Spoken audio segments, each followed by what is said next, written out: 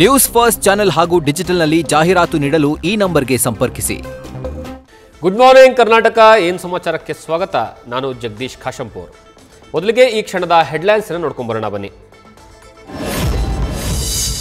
ಕಲಬುರಗಿ ಜಿಲ್ಲೆಯಲ್ಲಿ ಭಾರೀ ಮಳೆಗೆ ಜನಜೀವನ ಅಸ್ತವ್ಯಸ್ತ. ಯಡ್ರಾಮಿಯ ತೆಲಗಬಾಳ್ ಗ್ರಾಮದ ಬಳಿ ಸೇತುವೆ ಮುಳುಗಡೆ, ಉಕ್ಕಿ ಹರಿದ ಹಳ್ಳದಿಂದ ರೈತರ ಜಮೀನುಗಳು ಜಲಾವೃತ.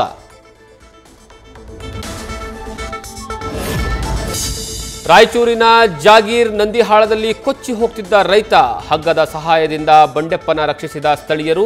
ಸೇತುವೆ ಮೇಲ್ದರ್ಜೆಗೆ ಏರಿಸುವಂತೆ ಗ್ರಾಮಸ್ಥರ ಒತ್ತಾಯ.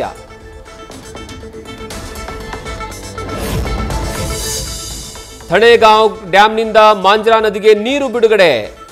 ಬೀದರ್ನ ಮಾಂಜ್ರಾ ನದಿ ತೀರದ ಜಮೀನುಗಳು ಜಲಾವೃತ. ಬೆಳೆ ಹಾನಿಗೆ ಸೂಕ್ತ ಪರಿಹಾರ ನೀಡುವಂತೆ ಗ್ರಾಮಸ್ಥರ ಆಗ್ರಹ.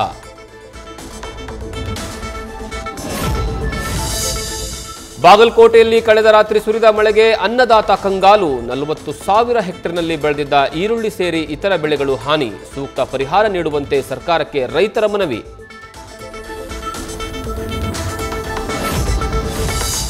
ಸಂಪುಟ ಸಭೆಯಲ್ಲಿ ಸಿಡಿದ ಜಾತಿ ಜನಗಣತಿಯ ಜ್ವಾಲೆ. ಸರ್ವೆ ಮುಂದೂಡುವಂತೆ ಹಲವು ಸಚಿವರ ಬಿಗಿಪಟ್ಟು. ಸೋಮವಾರ ಸಮೀಕ್ಷೆ ನಡೆಯುತ್ತೋ ಇಲ್ವೋ ಅನ್ನೋದೇ ಗೊಂದಲ.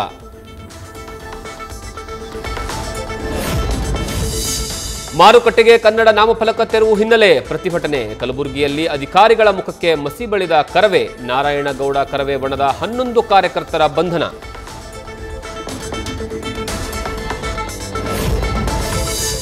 ಎಸ್ಐಟಿಯಿಂದ ಮುಂದುವರಿದ ಆಪರೇಷನ್ ಬಂಗ್ಲೆಗುಡ್ಡ.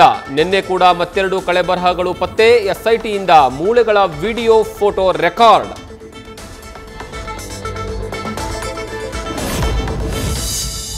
ಬೆಳ್ತಂಗಡಿ ಕೋರ್ಟ್ನಲ್ಲಿ ತಪ್ಪೊಪ್ಪಿಗೆ ನೀಡಲು ಒಪ್ಪಿಕೊಂಡ ಚಿನ್ನಯ್ಯ.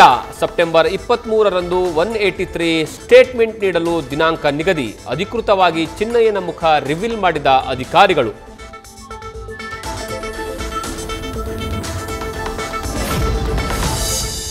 ಬಾನು ಮುಫ್ತಾಕ್ರಿಂದ ಮೈಸೂರು ದಸರಾ ಉದ್ಘಾಟನೆಗೆ ವಿರೋಧ. ಹೈಕೋರ್ಟ್ ಆದೇಶ ಪ್ರಶ್ನಿಸಿ ಸುಪ್ರೀಂ ಕೋರ್ಟ್ನಲ್ಲಿ ಮೇಲ್ಮನವಿ. ಇಂದು ವಿಚಾರಣೆ ಕೈಗೆತ್ತಿಕೊಳ್ಳಲಿರುವ ಸುಪ್ರೀಂ ಕೋರ್ಟ್.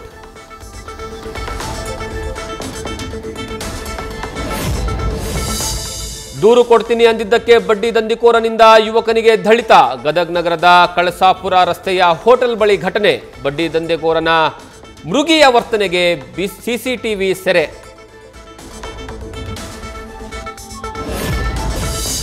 ಬೀದರ್ ಜಿಲ್ಲೆಯ ಢೋಲ್ ತಾಂಡಾ ಜನರ ಕಥೆ ವ್ಯಥೆ. 50 ವರ್ಷವಾದರೂ ಡಾಂಬರ್ ಕಾಣದೆ ಕೆಸರುಮಯ ರಸ್ತೆಯಲ್ಲಿ ಓಡಾಟ. ಡಾಂಬರ್ ರಸ್ತೆ ಸೇತುವೆ ನಿರ್ಮಿಸಿಕೊಡುವಂತೆ ತಾಂಡಾ ಜನರ ಮನವಿ.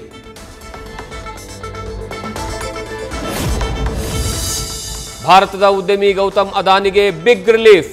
ಹಿಂಡನ್ಬರ್ಗ್ ಪ್ರಕರಣದಲ್ಲಿ ಅದಾನಿ ಗ್ರೂಪ್ಗೆ ಸೆಬಿ ಕ್ಲೀನ್ ಚಿಟ್. ಅದಾನಿ ಗ್ರೂಪ್ಗೆ ಯಾವುದೇ ದಂಡ ವಿಧಿಸುವುದಿಲ್ಲ ಎಂದ ಸೆಬಿ.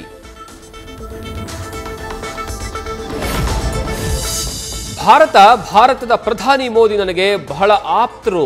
ಯುಕೆಯಲ್ಲಿ ಮೋದಿಯನ್ನ ಹೊಗಳಿದ ವಿಶ್ವದ ದೊಡ್ಡಣ್ಣ. ರಷ್ಯಾದ ತೈಲ ಖರೀದಿಯ ಟೀಕೆ ನಡುವೆಯೂ ಭಾರತಕ್ಕೆ ಬೆಂಬಲ.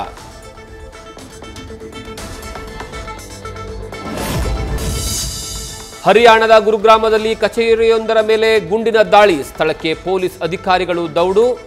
ಫೈರಿಂಗ್ ಮಾಡಿ ಪರಾರಿಯಾಗಿರುವಂತಹ ದುಷ್ಕರ್ಮಿಗಳಿಗಾಗಿ ಹುಡುಕಾಟ.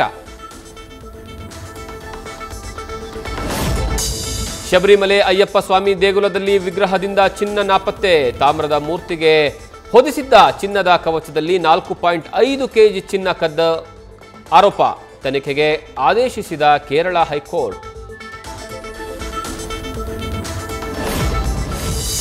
ಕಲ್ಕಿ ಮೊದಲ ಭಾಗಕ್ಕಿಂತ ಹೆಚ್ಚುವರಿ ಸಂಭಾವನೆಗೆ ಬೇಡಿಕೆ. ಕಲ್ಕಿ ಸವಿಕ್ವೆಲ್ ನಿಂದ ದೀಪಿಕಾ ಪಡುಕೋಣೆ ಹೊರಕ್ಕೆ. ಸಾಮಾಜಿಕ ಮಾಧ್ಯಮ ಖಾತೆಯಲ್ಲಿ ವೈಜಯಂತಿ ಮೂವೀಸ್ನಿಂದ ಅಧಿಕೃತ ಮಾಹಿತಿ.